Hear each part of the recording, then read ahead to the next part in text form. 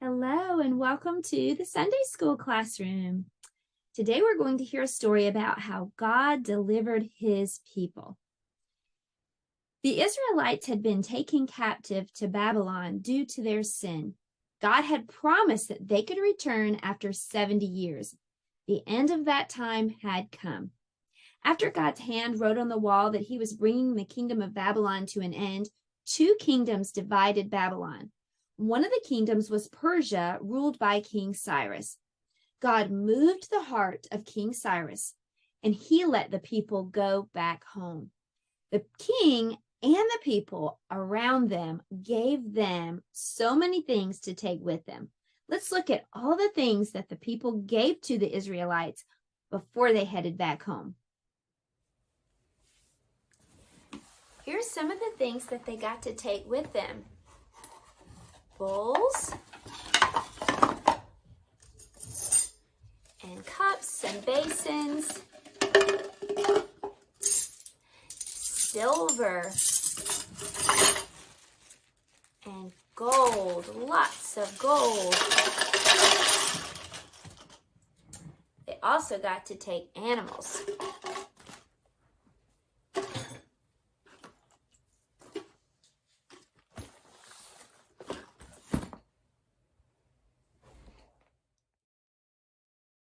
Does God always keep his promises?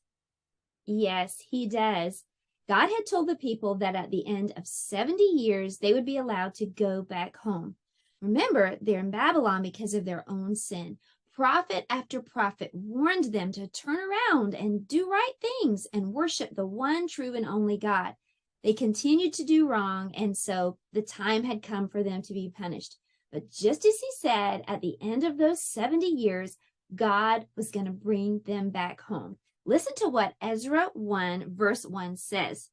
It says, "Now in the first year of Cyrus, king of Persia, that the word of the Lord by the mouth of Jeremiah might be fulfilled, the Lord stirred up the spirit of Cyrus, king of Persia, so that he made a proclamation throughout all his kingdom, and he also put it in writing."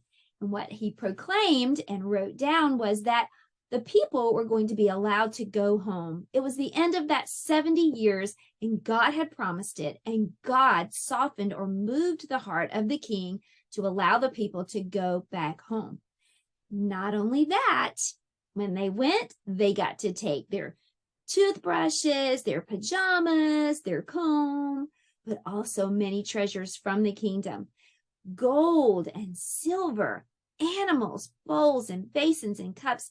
They got to take lots and lots of things with them. Even some of the things that were stolen from the temple, they got to bring back to the temple when they went back home. So can we trust God? Yes, we can definitely trust God. Does he keep his promises? He always does what he says, but he goes even a step further. He takes care of us in a way that we can't even imagine. They would have been happy just to go back home, but God showed them that he was taking care of them. He let them go with many treasures from the kingdom. Let's sing a little song to help us remember that we can trust God.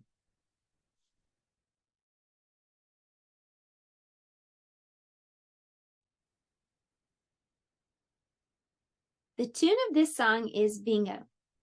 I can trust the Lord my God each and every day, morning, noon, and night, morning, noon, and night, morning, noon, and night. Yes, I can trust the Lord. Let's sing it again. I can trust the Lord my God each and every day, morning, noon, and night, morning, noon, and night, morning, noon, and night. Yes, I can trust the Lord.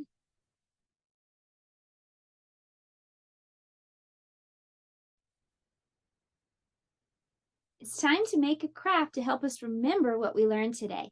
So let's head over to the craft table. So we're going to first make a heart. So I just have a piece of red construction paper, and I'm going to fold it in half. And then I'm going to cut out a heart. I'm going to just curve around at the top. And then I'm just going to slide all the way down to the bottom. Now when I open this up, I have a paper heart. Next, I'm going to put a crown on this corner. So I have a piece of yellow construction paper. I'm just going to cut out a simple crown. First, I'll cut out a rectangle. And then I'm just going to cut out some triangles at the top to make this look like a king's crown.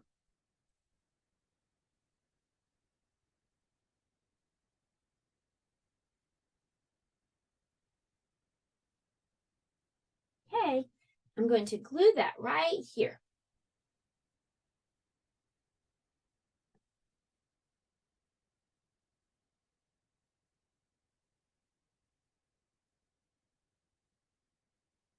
Now, right in the middle of this heart, I'm going to write the word trust.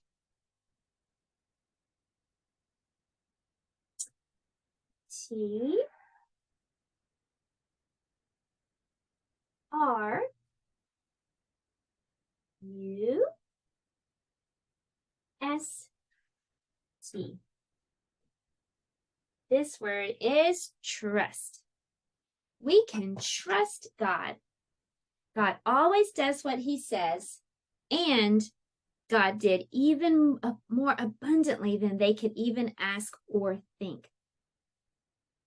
I hope you'll remember to always trust God.